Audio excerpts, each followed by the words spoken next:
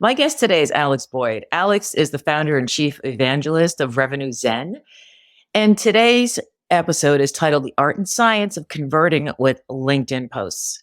So there's a lot to the subject, obviously. LinkedIn is huge. So Alex is an entrepreneur. He's a LinkedIn aficionado. He's a writer and a B2B marketer. And he said when he's not doing content strategy for himself and his clients, he allows his 17-year-old rescue cat to walk across his keyboard to do his copywriting for him. So we need to talk about that. But in today's conversation, he's going to tell how to use LinkedIn posts to build brand affinity and to drive conversions. And then the connection, if any, between LinkedIn and other digital marketing, such as SEO, and how to know if your copywriting is truly working and what working even means in this context. So let's jump right in. Alex, thank you so much for taking the time to be here today. I really appreciate it. It's going to be fun. It's fantastic to be here. Thanks for inviting me on, Linda. Yeah, and we've not spoken yet, which is always sort of weird when you get on a call with somebody and you haven't really had a chance to kind of get to know each other. But I think this will be the perfect subject because we're both on LinkedIn. We're both really active on LinkedIn.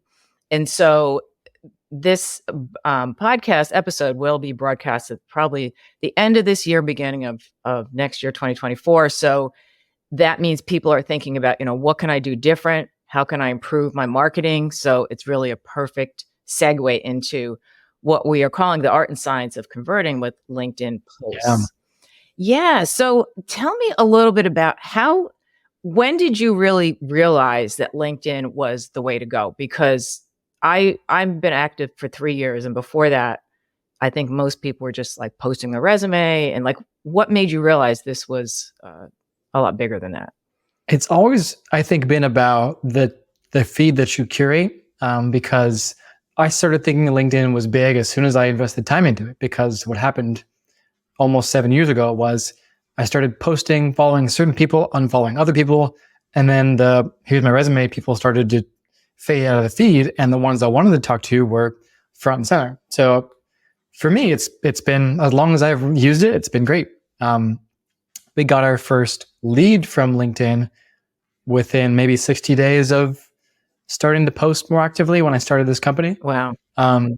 And they were, 6K a month, upgraded to 8, upgraded to 12, and then eventually 22K a month client from, and I have the email he sent. It says, I saw your post in my newsfeed. We're growing our team. I want to bring you guys on to help. And so it was very clear attribution. You don't need any like fancy tools or tech or dark this or that to establish that was from the post. So ever since then, I just thought, wow, this is working. Before I treated it as a business journal, and I still do treat it as a business journal, but I realized there was some structure I could bring to the whole exercise to just, make it more intentional as a copywriter does to any medium or format. So do you keep that email? Like, did you cut it out and put it on your wall? Like, how a restaurant puts their first $1 up? That's funny. I mean, I have it in my inbox, but it's funny. After we've closed 131 agency services clients from LinkedIn, hundreds of SaaS signups for my SaaS product. So the first one kind of fades a little bit, but I do go back sometimes and pull that out as when I recorded a course for Apollo on social selling. I pulled that email out to show, in the course, like a little kind of graphic that pops on the screen of like the proof this works, So I refer to it time and time again. And that company has now been acquired, but they still sort of, to this day are like, yep, that was super helpful. It was a big aspect of, your work was a big part of how we succeeded. And they wouldn't have found us were it not for LinkedIn. So it helped a ton. Oh, do you find it? So you said it was 60 days before you landed that first big client, right? Yep. Now I've been on there for 3 years, and I have a lot of business that I have gotten from LinkedIn, but it's, for the most part, it's been like the long game, because, you hear the term pitch slapping all the time. People are always reaching out to me. Little side note, I had someone the other day that was really doing everything wrong in that department. He wanted to work with me. I said, I don't have a need for this service right now. And he had the audacity to say, I'm just going to do what I think would work for you, and I'm going to send you an invoice. I said, that's not how this works. And I blocked him. What? Yeah, it's very weird. So between, what you do and what this person was doing, how do you find kind of that balance? Because I hear all these tips about what you're supposed to do, and I'm still sort of not sure sometimes. I mean, what do you consider the most important things if your goal is to, get business from LinkedIn? What are the most important habits or strategies? Well, it sounds like one of the things you've been told is like how to do the outreach part. And I have to say, very, very little of the business we've gotten from LinkedIn, the 5 million plus we've sourced from LinkedIn has been from outbound.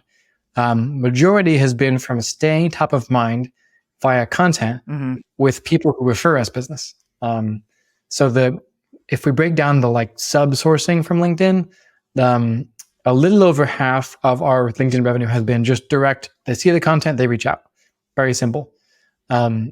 Another good solid chunk, like 2/5 maybe, has been from people who originally found us on LinkedIn, referring us business. So to me, that's from LinkedIn, but a second level. And then the rest is some hodgepodge of like either a third level deep, or I sent a connection request note to somebody. It was very targeted and well placed. But I am not a believer in any kind of like set up your campaign and let it rip type of strategy. I'm okay with, so what I am okay with is sending lots of connection requests with no note at all and no follow-up immediately to everyone who meets your target market demographic. But then just when you actually approach them with some sort of note, make it count, So totally fine to rip through a bunch of connection requests that are all blank and then come back later when you have a reason to and say like, hey, we connected 6 months ago. I saw this thing. I noticed blah, blah, blah. I loved how you this. That's all fine and well and good. But any form of like, connecting with you, love to learn more about your business, exchange value these days, not here to pitch anything. The moment you say not here to pitch anything, I'm like, yeah, you really want to pitch me something, don't you? Like, don't think about pink elephant. I'm thinking about pink elephants, buddy. Talked about pitching. I'm just thinking about how you're going to pitch me and how you're going to disguise it. Right. So, that stuff. Just like, if you nail your inbound and your content, you don't need a hardcore direct message, big outbound portion. I mean, you just don't. I never did, and I'm not saying it can't work, but I never did, so I won't give that as a big tip. Yeah, it's interesting that you say you don't put a note with your connection request, because you hear the opposite, like, oh, you should always put a personal note. I've done it both ways. I don't reach out a lot. Like most people just connect with me because my goal, I will be very selective. Like if I reach out to someone, it's because I think that we could possibly work together, but I don't usually say anything. Or if they've commented on something that I've said, I'll say, hey, I appreciate your comment. Wanted to connect. Looks like we have a lot of mutual connections. I might say something like that. But people are very on the defensive. Like it's because of the person like I just described to you. They're reaching out and not caring about what you're interested in, but hey, I got this thing to sell. And it's just, which brings me to the whole cringy aspect. So people lately have, say, oh, you have to be vulnerable and you have to be authentic. And, how do you do that? Because they have that, it was like a year ago, the CEO crying on, that went viral. So how do you balance like how much you divulge? Do you talk about personal stuff? How do you be authentic? It's funny because I had a very normal meeting with Braden, the crying CEO guy, like a year and a half, 2 years before that happened. I was just like, oh, you're just like a very normal human doing, LinkedIn outbound services. I think I referred him like a lead or something or two a while back. And I was like, oh, this is the dude who went viral for that? Like, wow. So a couple of answers. On the one, there's like two answers to this question. The first is, how do you mesh your own self with what you're selling? And to boil it down. And the second one is just like, where should the vulnerability dial be set to? 10, 2, 1, 6? Answer the second one first. So people want to hear about stuff that you went through after you finished going through it. Exactly. That's what I said. That is the I mean, we all know it to be true when we hear it, but when we think about be vulnerable, it's like, be vulnerable about the challenges you surmounted. There are some exceptions. One is like, people have gotten, if you're looking for a job, great, put it out there. I'm hard worker, haven't had luck interviewing yet. Please get the word out. The post blows up. You get a bunch of interviews. Awesome. I love that. Right. That's an exception. Promoting your software, doing marketing, something other than looking for a job or like a very good reason. You generally don't want to project need and desperation, Right. because I think other human beings sense that as toxic on a very like biological level. Like, we don't want to be feeling like others, strangers we don't know, need stuff from us, because it triggers like a defensiveness, like, they are in a dire need. They're going to do whatever they can to fulfill that need. And so they might take stuff from me. Doesn't really apply these days. We're just on social media. We're not in tribes and groups where we are literally guarding resources, but it triggers that same thing. Right. So don't trigger that thing in people. So be vulnerable about stuff that you are no longer in desperate need of solving. Yeah. Is the answer to that question. And I talked about, and it was a post that I wrote that actually did go viral when I said several years ago, I was $42,000 in debt. And here's what happened. And yeah, I think when the emotion is out of it, like at this point, I was not emotional about that whole situation, but I did want to tell what I learned, what I would never do again. Because I think other people, for me, I was just taking all these courses with people who were really just after making money, didn't really care about me. They just wanted to rake it in. And I learned, so I posted, but yeah, people seem very confused about that still. And I'm very hesitant. Somebody recently asked me about talking about resilience, and I've been through some really crazy stuff in my own personal life. I just don't want to talk about it because, for one, it's not relevant to my brand. I just don't want to put myself out there like that. And that's just me, and other people maybe wouldn't be, but yeah, but you said that, a lot of CEOs don't really embrace LinkedIn. Like, you see people from a company posting. So what do you think that is? And is it important that they show up on LinkedIn too? I'm always going to qualify that answer with, there are tons of great companies that grow quickly, wealthy people who make a ton of money, who don't rarely or have never touched LinkedIn. So it's not a necessity. Right.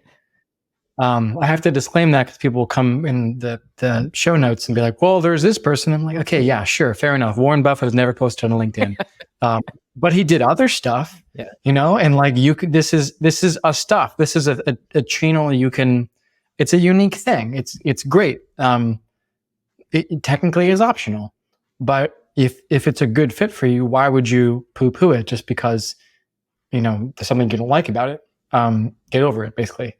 If you are a CEO whose customer base and partner base and investor base uses LinkedIn, why would you turn down what some of our CEO clients have called an organic and personal way to communicate directly with the market? Right.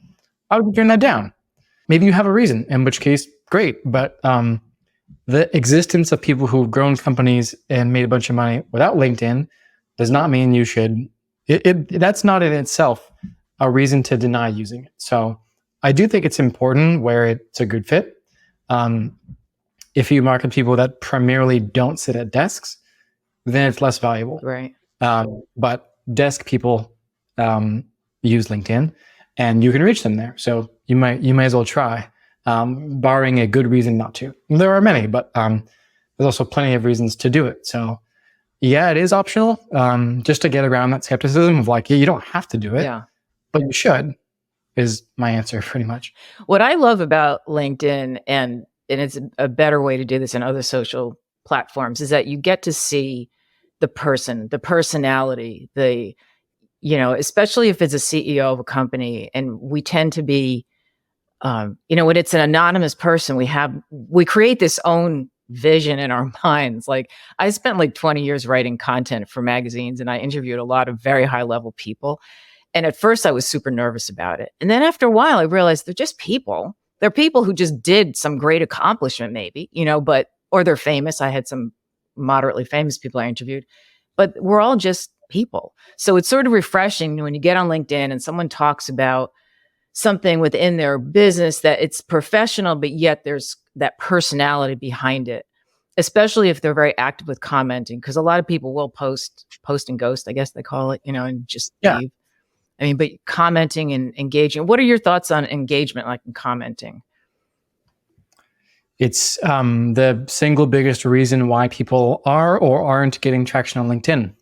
Once again, there are examples of people getting lots of traction on LinkedIn that don't do almost any commenting. That is few and far between. Mm-hmm. There's a reason why my SaaS company, the tool only does one thing. It's to help you do more, better, and more targeted commenting. And that's because most people don't do enough of it. They're like, oh, I wrote, a few comments in the last month. I'm like, okay, well, I didn't actually spend that much time on it, but I usually do like 500 to 600 comments a month. Mm-hmm.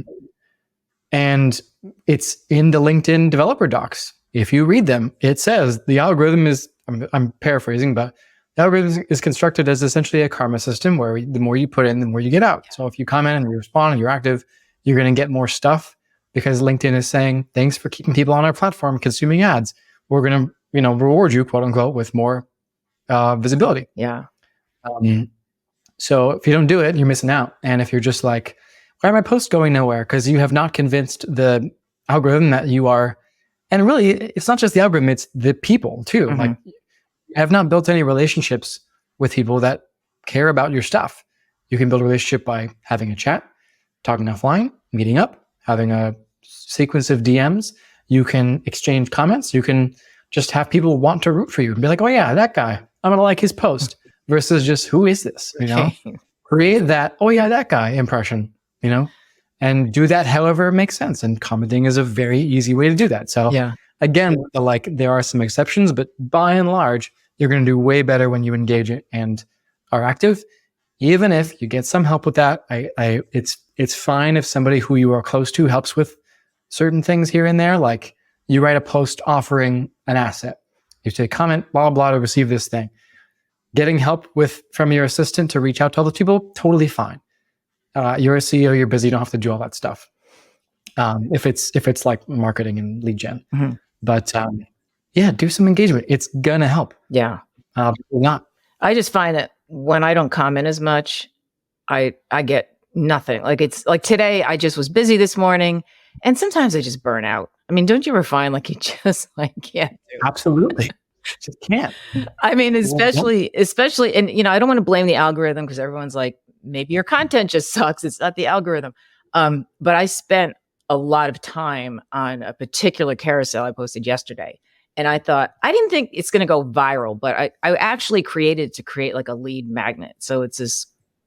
Nice. I spent a lot of time on it, and it got very few views, not a lot of comments. And it's like, okay, that's all right. But if I stayed on the platform and really made a lot of comments, I probably would have gotten more. And I could still, and that's the other thing too. Do you find there's a lag? Is this something people were talking about yesterday, where all of a sudden, like, they'll get very few comments or views, and then all of a sudden it'll take off like later in the day? Have you seen that? Like hours after something's posted?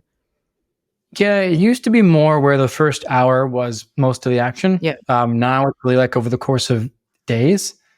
So you might see like a big spike in engagements and reactions without a corresponding increase in impressions. You might see the opposite. It all depends on like the type of content. Is it very like comment worthy? Is it just like smash the like button, move on worthy? Is it in-depth reading but might not react to it worthy? So yes, it's that part has changed over time. I honestly don't think too much about it, because the main thing is, are you engaging or not?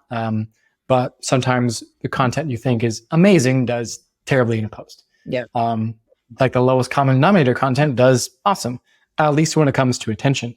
But oftentimes it's the posts with the least engagements that bring the most pipeline, because the right people saw it, and that was more important than appealing to the lowest common denominator. Yeah. I think it's just hard sometimes from an ego perspective. It's like you want, because you always hear it doesn't matter how many views your post gets, but still it feels good when there's like 10,000 views, which I rarely get, but Yeah, it's really about, like you said, like targeting.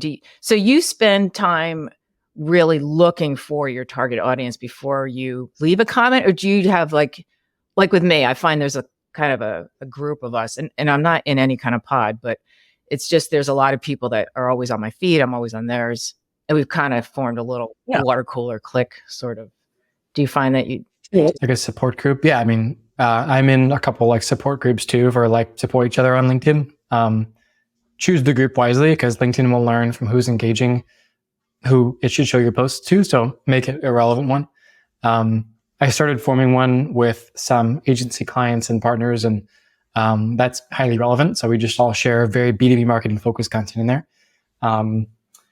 But yeah, you do want to cultivate, however you do it, a group of people who are rooting for you. So you can like always count on these, 10 or 20 folks to be like, go Alex, I'm going to like his post. If you do that, like LinkedIn pretty much knows you have at least some base of support that's real. And the algorithm will basically just show your post to more people after that. So, the more you do that and the more you engage, like the more that effect happens and gives every post you write a baseline of you're going to get at least this much. Versus if you don't do that, you have like nothing. Maybe once in a while you get something, but it's really about the real people. Right. Like, do you have good relationships with these people? Rather than, did your post have the right hook? Right. Give me, time enough to have coffee meetings with 20 people who are relevant to the industry, much more than, an extra hour spent on refining that hook for that post. The former will just do you so much more. Yeah. And if somebody's just starting on LinkedIn, like say this coming year, what would you tell them as far as what to expect?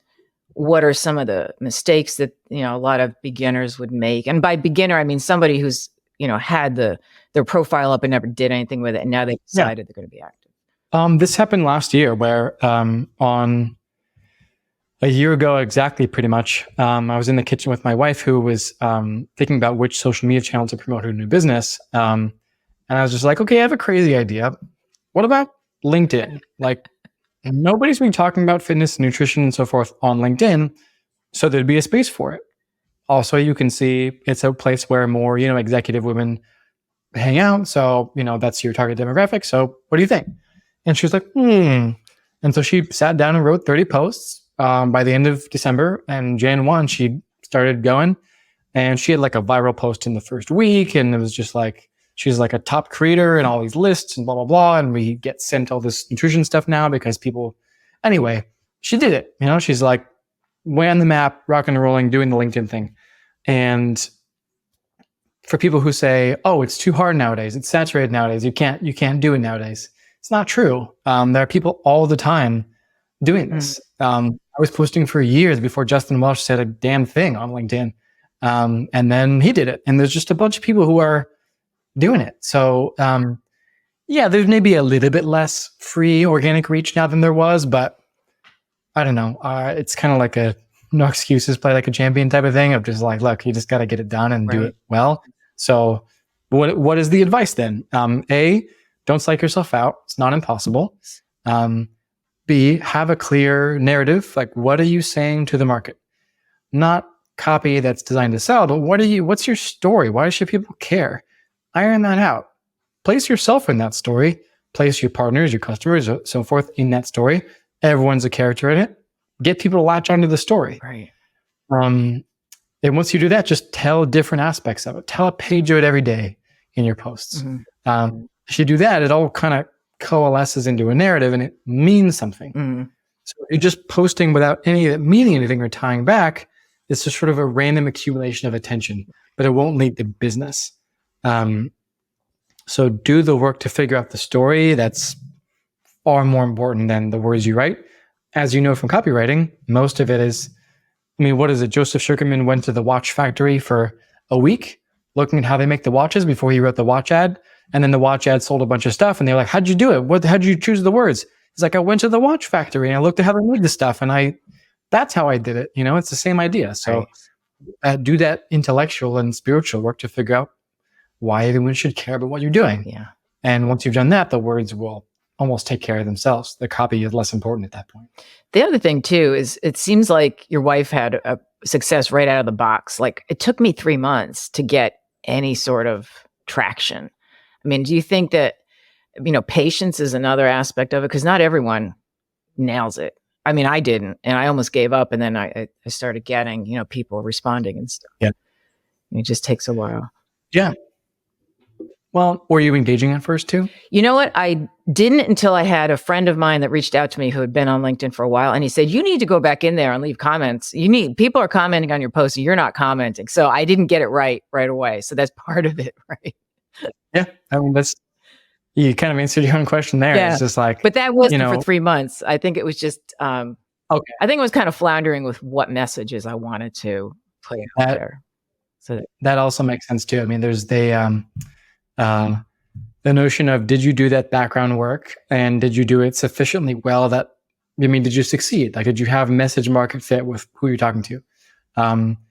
I don't know what you were posting at first. You might have missed that, or it might not have been as clear as it could have been. I'm not sure.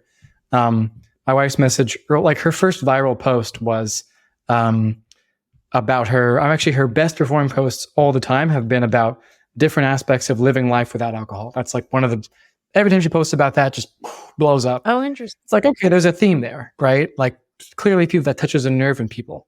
And mine tend to be like jokes about how ridiculous B2B is, like one of my like most engaged posts, apart from the one about Henry Schuck, was just like, I think it says something like, according to Gartner, 87% of people don't give a shit about this ROI stats you just regurgitated in your ad. And people love that. And it's just like, oh, it's so funny because that's kind of my brand is like, yeah, we're playing this game, but let's have some fun with it.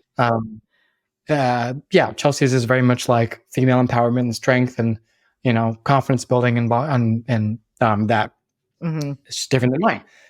But patience to find and pay attention to what nerve you need to strike is necessary. And I was surprised, almost poorly surprised that she went viral so soon because I was like, okay, now you're going to expect this to happen all the time. It's not going to be like that. That's why I asked that question about time because, I just was looking over my posts from this past year because I'm putting together an email sent out to my list. And one post that went viral was on marketing speak. And when I repurposed it 6 months later, the numbers were almost identical. Everything. It's just so funny. But I really appreciate you taking the time to talk to me today. This has been great. And I want to know, like, where can people find you? Obviously LinkedIn, right? Anywhere else that you can send people? LinkedIn's a great way to just kind of like direct traffic. So if you're not sure, whether you want to chat, figure out some more information about my agency, my SaaS company, just hit me up on LinkedIn, just tell me your story and we'll figure it out from there. You can go to revenuezen.com, you can go to useaware.co, but I'll point you in the right direction if you just send me a connection request. Great. It's awesome. And I'll put all those links in the show notes so people can access them easily. And thank you again, Alex. I really appreciate it. It's been a lot of fun. Same. Thanks so much for having me on, Linda.